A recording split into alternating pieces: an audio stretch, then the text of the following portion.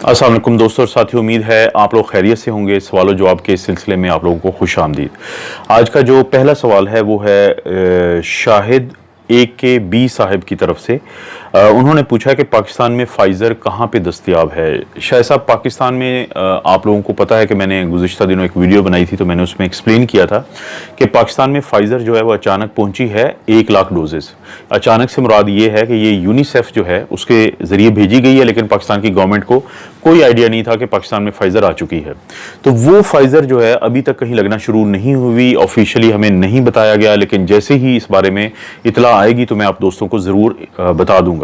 अभी तो हुकूमत ने ये किया कि वो 1 मिलियन यानी 10 लाख जो फाइज़र की डोजेज़ है वो खरीदने लगे हैं, और उसके अलावा भी पाकिस्तानी हुकूमत ने कम से कम 13 करोड़ जो डॉलर हैं वो अभी मुख्तस कर दिए, और वो पाकिस्तानियों के लिए कम से कम 1 करोड़ से ज़ायद जो है डोजेज़ खरीदने लगे हैं।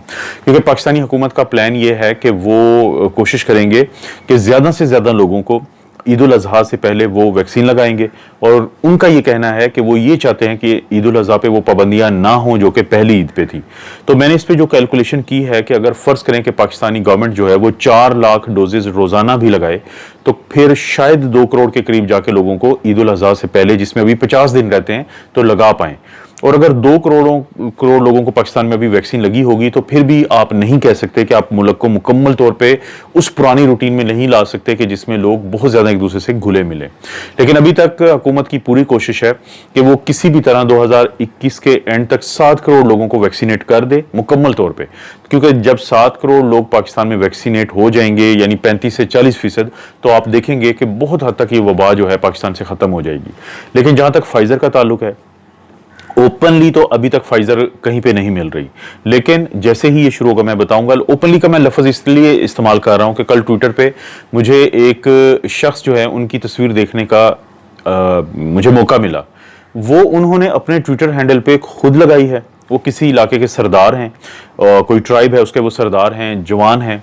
तो उन्होंने अपनी तरफ से तो लोगों को ये बताया कि देखें मैंने वैक्सीन लगवाई है, लेकिन उस वक्त एक बात जहन में आती थी कि यार, ना तो आप मेडिकली अनफिट हो और ना ही आप इतने बूढ़े हो कि कोई आपके घर आके वैक्सीन लगाए। तो आप सिर्फ सिस्टम को मिस यूज कर रहे हो, क्योंकि थोड़े से आप पावरफुल हो। तो एक मेडिकल का जो हेल्थ वर्कर है वो उनके घर जाके उनके सोफे पे जब वो बैठे हुए हैं तो वो वैक्सीन लगा रहा है। तो इसीलिए मैं कहता हूं कि ये जो फाइजर की भी पाकिस्तान में 1 लाख की वैक्सीन आई है, अभी ऑफिशियली तो हमें नहीं पता, लेकिन अभी हम कुछ नहीं कह सकते कि अगर ये लगना शुरू हुई है या नहीं हुई है, लेकिन जब भी ऑफिशियली होगा तो शायद मैं आप लोगों को जरूर बताऊंगा।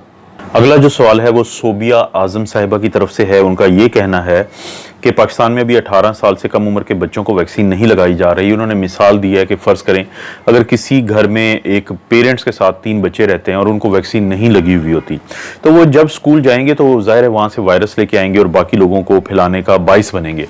तो सोबिया, ये आपका जो ये सवाल है ना, ये बड़ा जायज़ सवाल है, क्योंकि एक वाहिद ऐसी सूरत हाल है कि जिसमें अगर आपने बच्चों को नहीं वैक्सीन लगाई हुई फिर भी गुजारा हो जाएगा। और वो कौन सी सूरत हाल है कि जब आपके पूरे पाकिस्तान में, आपके मोहल्ले में, आपके शहरों में, आपके पूरे जो प्रोविंस में सारे वो लोग जिनकी उम्र 30 या 40 साल से ज़्यादा है और जिनको मुख्तलिफ बीमारियां हैं, उनमें से अगर हर एक को वैक्सीन लगी हो तो फिर आप ये कह सकते हैं कि बच्चों को ना भी लगा के गुजारा हो जाएगा, क्योंकि हो सकता है आपकी हर्ड इम्यूनिटी अचीव हो चुकी हो, मिल चुकी हो।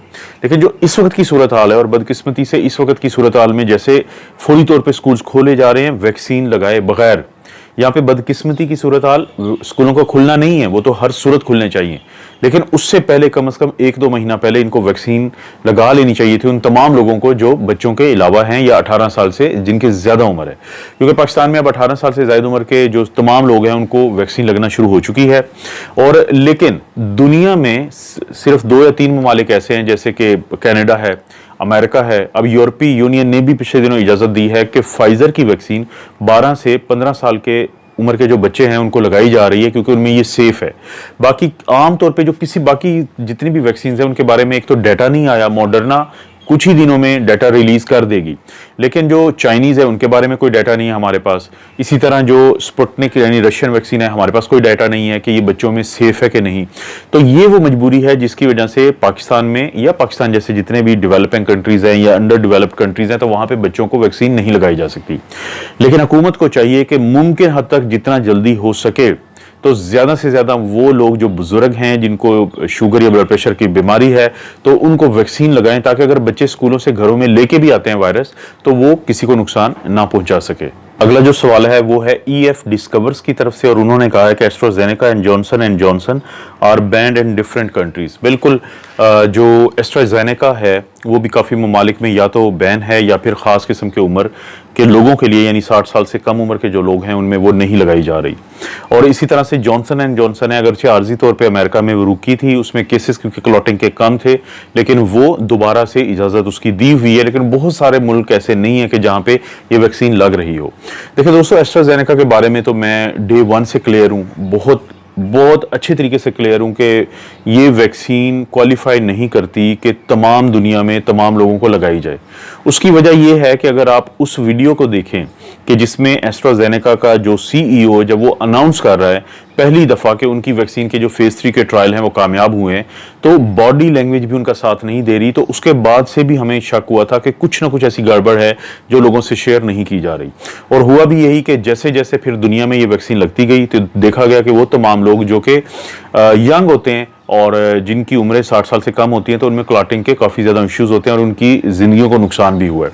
अब पाकिस्तान में 40 साल से जो ज़्यादा उम्र के लोग हैं उनको एस्ट्राजेनेका लगाई जा रही है, लेकिन दुनिया के बहुत सारे ममालिक हैं जहाँ पे 60 साल से कम लोगों को की उम्र के कम लोगों को ये वैक्सीन नहीं लगाई जाती। मैं आपको एक एग्जाम्पल दे देता हूँ कि बरतानिया में हुआ है कि उनकी एक अवार्ड विनिंग एक रेडियो जो शो है BBC का, BBC रेडियो जो है, उसकी एक प्रेजेंटर हैं, उनका नाम लीजा शाह है। ये आप उनकी तस्वीर भी देख रहे हैं। उनकी उम्र है 44 साल। उनको 1 से 2 हफ्ता पहले क्लॉटिंग का इशू हुआ, उनको बड़ा सीवियर हेडेक हुआ वैक्सीन लगने के, एक एस्ट्राजेनेका की वैक्सीन लगने के 1 हफ्ते के बाद उनके सर में बहुत ज़्यादा दर्द हुआ, लेकिन हॉस्पिटल में दाखिल हुई, लेकिन अल्टीमेटली उनकी डेथ हो गई। आप यहाँ से अब देखें कि उनकी उम्र थी 44 साल, यानी पाकिस्तान में 40 साल से ऊपर आपको ये है कि आप एस्ट्राजेनेका लगाएं। लेकिन मेरे जैसे लोग कहते हैं कि खुदारा ये वैक्सीन जो है इसके कुछ प्रॉब्लम्स हैं। लोग कहते हैं कि 10 लाख में से किसी एक की डेथ होगी। मेरे जैसे कुछ लोग कहते हैं कि अगर 10 लाख में से एक की भी डेथ होगी और वो शख्स वो है कि जिसको कोरोना की इन्फेक्शन से नुकसान नहीं होना था, तो कोशिश करें कि उस वैक्सीन के अलावा इस एज कैटेगरी में कोई और वैक्सीन लगाएं। तो 44 साल जो है वो पाकिस्तान की एज कैटेगरी से बाहर की उम्र आती है। तो इसीलिए बार बार मेरा एक ही मुतालबा होता है, मैंने खुद अपने पिछले दिनों जानने वालों को एस्ट्राजेनेका लगाई, अपनी फैमिली के अलावा मैं बात कर रहा हूँ, तो उनकी उम्र थी 65 साल, लेकिन क्योंकि वो 60 साल से ज़ायद की उम्र की थी तो उनको एस्ट्राजेनेका ही हमने लगवाई। अगरचे उनको लोकल रिएक्शन हुआ, उसके बाद उनको लोकल रिएक्शन आज भी चल रहा है, उनके लिए थोड़ा प्रॉब्लम है, लेकिन क्योंकि अगर वही यंग होती तो किसी भी तरह से हम उनको ना इजाज़त देते कि वो एस्ट्राजेनेका लगाएं। इसीलिए ये जो BBC की प्रेजेंटर है, इसका भी केस यही बताता है कि जो यंग हैं, 60 साल से कम उम्र के लोग हैं, उनको एस्ट्राजेनेका देना उनको बहुत बड़े रिस्क में डालने के मुतरादिफ है। क्योंकि जब एक भी शख्स की जान जाती है जिसको कोविड से ज्यादा नुकसान नहीं होना था, तो फिर ये काफी सवालात उठाती है इस तरह की वैक्सीन के ऊपर। और यही वजह है कि एस्ट्राजेनेका के लेके पूरी दुनिया में ये सवालात उठाए जाते हैं। अगला जो सवाल है वो है रीनॉड वीलॉग्स की तरफ से। उन्होंने कहा है कि मैंने साइनोफार्म वैक्सीन लगवाई है, क्या मैं दूसरी कोई और वैक्सीन लगवा सकती हूँ कि सऊदीया जाने के लिए।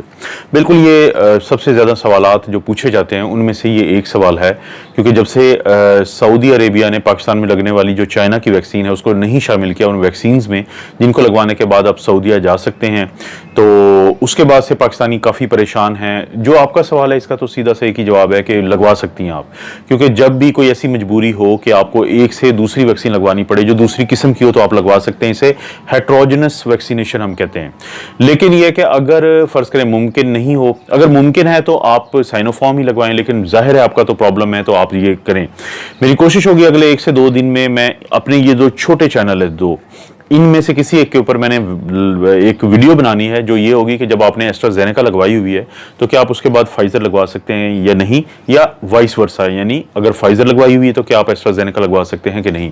क्योंकि अब पाकिस्तान में फाइजर आ चुकी है, अब पाकिस्तान में फाइजर आती रहेगी, क्योंकि ना सिर्फ ये कि हमें कोवैक्स के जरिए मिली है, बल्कि पाकिस्तान इसको खरीद भी रहा है। तो अब ये टॉपिक जो है ये बहुत ज़रूरी आप लोगों से डिस्कस करना है कि अगर आपको एक टाइप की वैक्सीन लगी है तो दूसरे टाइप की वैक्सीन लगनी चाहिए या नहीं लगनी चाहिए। स्टडीज दुनिया में चल रही हैं, डाटा बहुत कम अवेलेबल है, लेकिन जितना अवेलेबल है उसको एनालाइज करके मैं आप लोगों से ज़रूर ये बात शेयर करूंगा। अगला जो सवाल है वो है मोहम्मद हफीज साहब की तरफ से। उन्होंने पूछा है कि वैक्सीन लगने के बाद अगर कोई मसला बनेगा यानी रिएक्शन या क्लॉट, तो क्या पाकिस्तान में इसका इंतजामात किए गए हैं, यानी कोई हॉस्पिटल वगैरह के? ये बड़ा अहम सवाल है। ये सवाल सबसे पहले मेरे जहन में आया था जब मुझे सेकेंड डोज लगी, क्योंकि पहली डोज मैंने लगवाई थी फरवरी में और दूसरी डोज मुझे लगी थी मार्च में।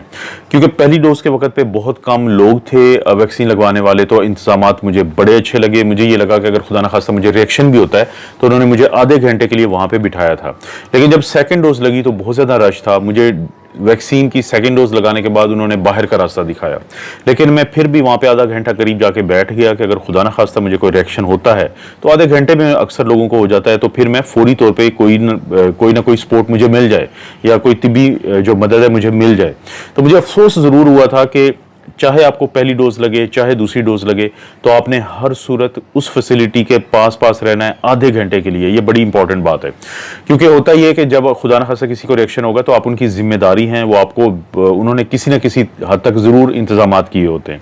जहाँ तक दोस्त क्लॉटिंग की बात है, तो क्लॉटिंग का ये होता है कि आपको जब वैक्सीन लग जाती है, ख़ासतौर पर एस्ट्राजेनेका की, उसके बाद आपने ये करना है कि 5 से 28 दिनों के दरमियान आपने कुछ अलामात पे नज़र रखनी है। वो क्या अलामात हैं? वो अलामात हैं सर में दर्द का होना, उल्टी का होना, पेट में दर्द होना, जिस्म के किसी हिस्से में कमज़ोरी का पैदा होना, आंखों की बेनाई का मसला बनना, यादाश्त का मसला बनना, या आपकी सोचें जो हैं वो मुंतशिर हो जाना, जिसको ब्रेन फॉग कहते हैं। तो इस तरह के किसी भी मसले की सूरत में आपने डॉक्टर से रब्ता करेंगे, वो आपका प्लेटलेट्स करवाएंगे और डी डाइमर करवाएंगे। और अगर प्लेटलेट्स कम हैं और डी डाइमर ज़्यादा हैं तो चांसेस यही हैं कि आपको क्लॉटिंग हो सकती है। उस सूरत में वो आपको कुछ दवाइयाँ स्टार्ट करवाएंगे, और अगर खुदा न खास्ता आपकी हालत अनस्टेबल है तो फिर हॉस्पिटल में दाखिल किया जाएगा। इंतजामात हर चीज़ के होते हैं, सिर्फ आपने वक्त, बहुत ज़रूरी है कि आपने वक्त पे अपने डॉक्टर से फौरी रब्ता करना है। ये बड़ा ज़रूरी है। जब आप फौरी तौर पे अपने डॉक्टर से रब्ता करेंगे, वो आपसे कम से कम ज़्यादा चीज़ों को जानता है, वो आपको बेहतर तरीके से गाइड करेंगे, और जहाँ पे आपको ज़रूरत होगी कि एडमिशन की, जहाँ पे ज़रूरत होगी आपको जिस दवाई की, जिस टेस्ट की, वो आपको देंगे इस सिलसिले में। लेकिन मैं दोबारा एक बात आप लोगों से दोबारा रिक्वेस्ट करता हूँ कि जब भी आप या आपके प्यारे वैक्सीन लगवाते हैं तो वैक्सीनेशन सेंटर के पास आधा घंटा जरूर ठहरें। अगला जो सवाल है वो है रेनबो नामी व्यूअर की तरफ से। उन्होंने पूछा है कि क्या आप नोवावैक्स जो वैक्सीन है उसके बारे में बता सकते हैं, सुना है कि बाकी वैक्सीन से बेहतर है। बिल्कुल आपने सही कहा कि नोवावैक्स पे मुझे बात करनी चाहिए। अमूमी तौर पे मेरा रवैया ये होता है, क्योंकि टाइम की किल्लत होती है, तो मैं उन वैक्सीन पे ज़्यादा बात करता हूँ कि जो पाकिस्तान में इस्तेमाल हो रही हैं। लेकिन मैं इंशाल्लाह कोशिश करूँगा कि अपनी अगली या उससे अगली वीडियो में नोवावैक्स पे ज़रूर बात करूँ, क्योंकि इस वैक्सीन पर अभी तक मैंने कोई तफसील की वीडियो नहीं बनाई थी। उसकी वजह थी कि पाकिस्तान में अभी ये वैक्सीन नहीं अवेलेबल थी, लेकिन जैसे अब सूरत हाल है कि पाकिस्तान में एक के बाद दूसरी वैक्सीन आ रही है, तो मैं नोवावैक्स पे भी ज़रूर वीडियो बनाऊंगा। आज का जो आखिरी सवाल है वो है खान जमान साहब की तरफ से। उन्होंने कहा है कि दूसरे चैनल्स जो हैं कि उनका लिंक मैं भेज दूँ। बिल्कुल खान जमान, मैं आज इस वीडियो के जो डिस्क्रिप्शन है उसमें मेरे जो दूसरे बाकी 2 चैनल हैं, एक मेरा मेन चैनल है जिसका नाम है doctor Afzal critical care medicine, और एक मेरा चैनल है डॉक्टर मोहम्मद अफजल के नाम से। तो इन दोनों चैनल्स का जो लिंक है वो मैं डिस्क्रिप्शन में दे दूंगा, ताकि वो दोस्त जो कोरोना वायरस की बाकी वीडियोस में इंटरेस्टेड हैं वो वहाँ से देख सकते हैं। और इंशाल्लाह जैसे जैसे अब कोरोना ख़त्म हो रहा है और पाकिस्तान से बहुत जल्द ये वबा ख़त्म हो जाएगी, तो मैं अपनी बहुत सारी जो तवज्जो है बाकी तमाम जो बीमारियाँ हैं उनके ऊपर मैं इन तीनों चैनल्स पे आप लोगों के लिए ज़रूर वीडियोज़ बनाऊँगा। और ख़ासतौर पर ये जो चैनल है कार्डियोलॉजी ऑफिशियल वाला, इसको डेडिकेट किया है मैंने जो दिल की बीमारियाँ हैं उनके लिए। तो उम्मीद है दोस्तों ये थी आज के आपके कुछ सवालात और उनके जवाबात। आप अपना और अपनी फैमिली का ख्याल रखें। अल्लाह ताला आपको और आपकी फैमिली को हर किस्म की बुराई, बीमारी और आजमाइश से महफूज रखें।